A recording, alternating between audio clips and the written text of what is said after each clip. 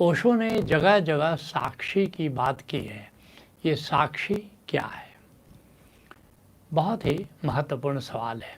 स्वयं ओशो ने अपने प्रवचनों में लगभग 10,000 बार साक्षी का उल्लेख किया है, साक्षी को समझाया है।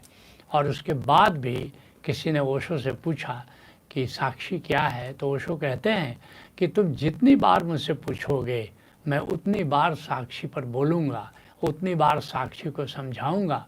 क्योंकि जिसने सब कुछ जान ले, कितना भी ज्ञान अर्जित कर लिया हो, अगर साक्षी नहीं जाना तो अज्ञानी है।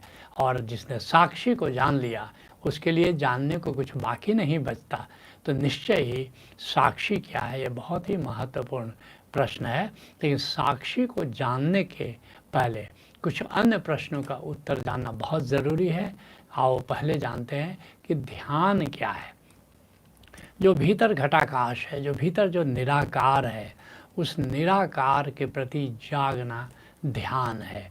उस निराकार को देखते रहो और उसको देखते देखते ध्यान घटित होता है। तो निराकार के प्रति जागरण ध्यान है। और ध्यान का उद्देश्य क्या है? जब उस निराकार को जानोगे तो जानोगे कि यही आत्मा है, और ध्यान से आत्मज्ञान फलित होता है। तुम जानते हो कि ये आत्मा है, और अगला स्टेप ये भी जानते हो कि मैं आत्मा ही हूँ, मैं देह नहीं, मैं इंद्रियां नहीं, मैं प्राण नहीं, मैं हृदय नहीं, मैं मन नहीं, मैं अस्मिता नहीं, हो मैं तो यही निराकार आत्मा हूँ। तो आओ अब जानते हैं कि तब आत्मा क्या है जिसको हम ध्यान के द्वारा जानते हैं।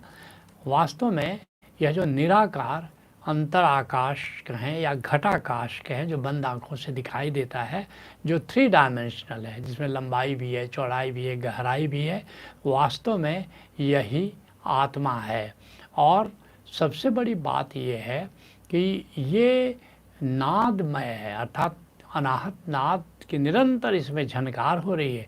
ये आलोकमय है, दिव्य आलोक से ये सदा जगमग है और चैतन्य है, ये जड़ नहीं है। एक दिन भीतर जब जान लोगे कि भीतर का अंतर आकाश ये जड़ नहीं चेतन है, तो एक दिन बाहर भी जान लोगे कि बाहर का आकाश भी चैतन्य है। लेकिन पहले जानना होता है कि जो भीतर निराकार है, हमारा अंतर आकाश है, ये नादमय है, दूरमय है, चेतन है। और भी कई आयाम है, और भी कई डायमेंशन है जो धीरे धीरे खुलने शुरू होते हैं। ओशोधारा में आते हो, ध्यान समाधि, सुरति समाधि, निरति समाधि, और फिर आगे जब समाधि तलों को करते हो तो फिर अन्य डायमेंशन भी खुलते हैं। जैसे अमृत, एटर्नल, वह जो अंतर आकाश है वह एटर्नल है, वह शाश्वत है, जिसको अमृत कहते हैं। वहाँ शांति है, ऊर्जा है, शक्ति है, उमंग है, दिव्य स्वाद है, दिव्य गंध है, दिव्य खुमारी है, दिव्य मंगल है, दिव्य स्पर्श है, दिव्य आनंद है, दिव्य प्रेम है, अनेक अनेक खजाने वहाँ पर विद्यमान हैं। तो इस रूप में तुम आत्मा को जानोगे। लेकिन जो बेसिकली या मौलिक रूप से या कहो मुख्य रूप से नादमय, नूरमय, चैतन्य, इस रूप में आत्मा है। तो अब जब आत्मा को जान लिया तो साक्षी को जानने के पहले एक और बात जाननी होगी कि तब आत्मस्मरण क्या है, कैसे हम आत्मा को स्मरण करेंगे। आँख खोल कर या बंद कर आत्मा का निरंतर स्मरण करो, या आत्मा का जब भी स्मरण कर सकते हो। क्योंकि एक बार जान लिया, जिसको तुमने जान लिया, जिसका अनुभव कर लिया, अब उसका स्मरण कर सकते हो। जैसे जिस घर में रहते हो तो तुम कहीं रहो, अपना घर का स्मरण कर सकते हो। ठीक इसी तरह जब आत्मा को जान लिया ध्यान के द्वारा, तो तुम आँख खोल करके भी आत्मा का स्मरण कर सकते हो, आँख बंद करके भी कर सकते हो।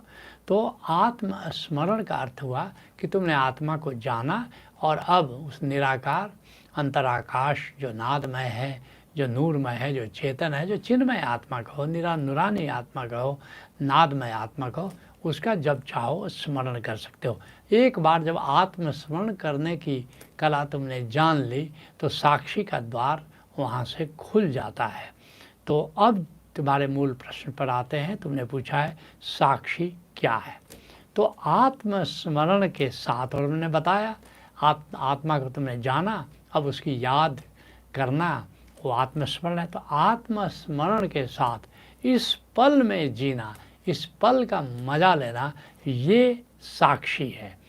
अभी क्या तुम कर रहे हो, क्या तुम्हारे इर्द गिर्द हो रहा है, लेकिन या जो कर्म तुम कर रहे हो, मान लो तुम कार चला रहे हो, तो कार तो सब लोग चलाते हैं, लेकिन आत्मस्मरण के साथ मैं भी हूँ, कार चलाने वाले का स्मरण करो, और उसको करते हुए स्वयं के भीतर अपनी आत्मा का स्मरण करते हुए अगर कार चला रहे हो तो तुम कार चलाते हुए साक्षी हो। तुम सब्जी बना रहे हो, अब सब्जी तो सभी बनाते हैं, लेकिन आत्मस्मरण के साथ नहीं, आत्मा को स्वयं को भुला कर क्या सब्जी बनाते हो। लेकिन अगर आत्मस्मरण के साथ सब्जी बनाते हो तो तुम साक्षी हो। तो जो भी कर्म तुम कर रहे हो या जो भी तुम्हारे इर्द गिर्द हो रहा है, किसी के साथ तुम बात कर रहे हो तो तुम मूर्छा में बात कर रहे हो, लेकिन आत्मस्मरण के साथ भी तो तुम बात कर सकते हो। अगर आत्मस्मरण करते हुए बात कर रहे हो तो तुम उस पल में साक्षी हो। तो ये बात बड़ी महत्वपूर्ण है कि आत्मस्मरण के साथ इस पल में जो भी तुम कर रहे हो या जो भी कुछ हो रहा है, तो वो अगर उसके प्रति जागे हुए हो तब तुम साक्षी हो। और आत्मा से जुड़कर संसार में जीना योग है। तो ये बात बड़ी महत्वपूर्ण है कि इस पल में अब ये जानना कि साक्षी और योग में फिर संबंध क्या है। दोनों में बिना साक्षी के योग नहीं हो सकता। तो मैंने कहा कि आत्मा से जुड़ करके संसार में जब जीते हो, ये आत्मा से जो तुम्हारा जोड़ बनता है, अर्थात किसी भी कृत्य में तुम आत्मा को भी इन्वॉल्व करते हो। सामान्यतः तुम अपने शरीर को इन्वॉल्व करते हो या दिमाग को इन्वॉल्व करते हो या हृदय को इन्वॉल्व करते हो, लेकिन एक वक्त आता है कि तुम आत्मा को इन्वॉल्व कर लेते हो।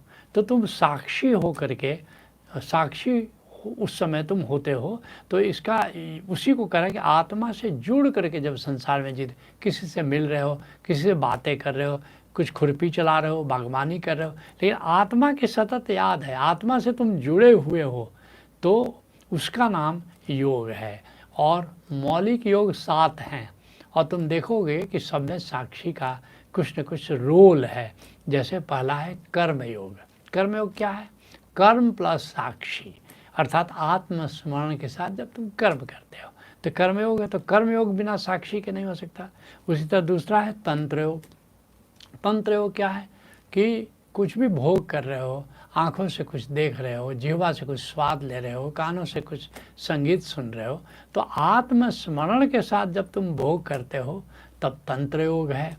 उसी तरह से सांस चल रही है, हम ठम चल रहा है, तो अब सांस ले रहे हो, ये हम ठम जिसे हठ योग बना है, तो साक्षी आत्मस्मरण के साथ जब सांस ले रहे हो, प्राणायाम कर रहे हो या कुछ भी कर रहे हो, तो हठ योग है। तो हठ योग तो बिना साक्षी के नहीं हो सकता।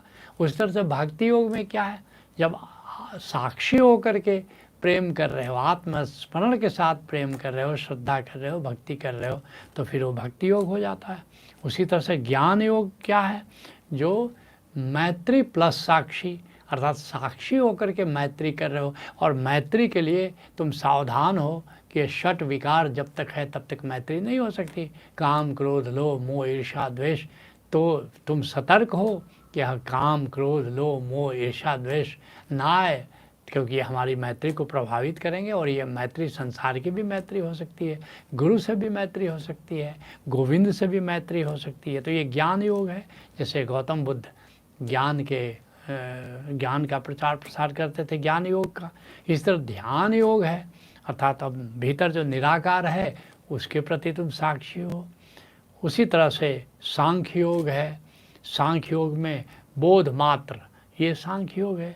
उसी तरह से कुछ सिनर्जिक योग हैं, मिश्रित योग हैं, जैसे राजयोग है, उसमें धारणा है, ध्यान है, समाधि है।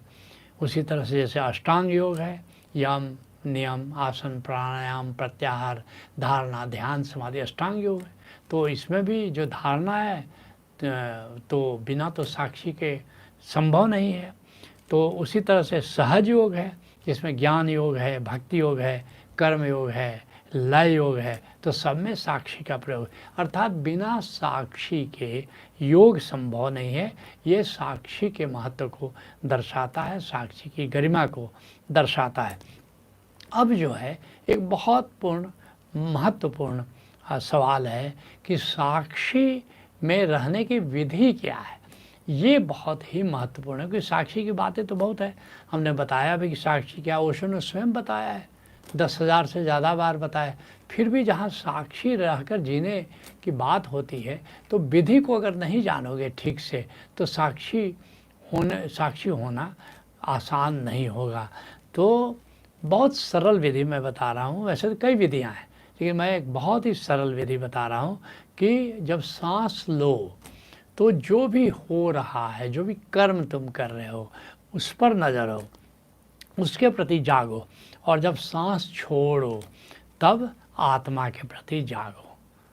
सांस जब ले रहे हो तो जो इस पल में हो रहा है, घटित हो रहा है, तुम्हारे द्वारा हो रहा है, किसी अन्य के द्वारा तुम्हारे सामने हो रहा है, तो सांस लेते समय उसका ख्याल, और सांस जब छोड़ो तो बिल्कुल आत्मा का स्मरण करो। इसे ही Osho live now and here कह रहे हैं, अर्थात जब इस पल में जागे हुए हो सांस लेते समय, तो नाउ में तुम जी रहे हो, और जब सांस छोड़ रहे हो, भीतर आत्मा का स्मरण शुरू हो गया, तो हियर में जी रहे हो। और इसे ही चंडीदास कहते हैं, उत्सव अमार जात और आनंद अमार गोत्र, अर्थात जब सांस लो तो जो इस पल में हो रहा है, चाहे प्रकृति में हो रहा है या तुम कर रहे हो या तुम्हारे इर्द गिर्द कुछ हो रहा है, तो उत्सव जानो उसको, और फिर जब आत्मा की गहराइयों में पहुँचो तो आनंद है, जिसको कहते हैं गोत्र है। तो नाउ एंड हियर तो बहुत ही लोगों को कन्फ्यूजिंग लगता है कि ओशो नाउ एंड हियर क्या करे। बड़ी सरल सी बात है, जो इस पल में हो रहा है वो नाउ है, और जो शाश्वत आत्मा है वो हियर है। उसी तरह से आनंद उत्सव को ओशो ने कई बार कहा है। ये बड़ा सरल है समझना, अगर इस बात को समझ लो, इस पल में जो घटित हो रहा है वो उत्सव है, और जो शाश्वत है बस वहाँ आनंद है। तो आज सत्संग को यहीं विराम देते हैं। हरि ओम तत्सत। नमस्ते।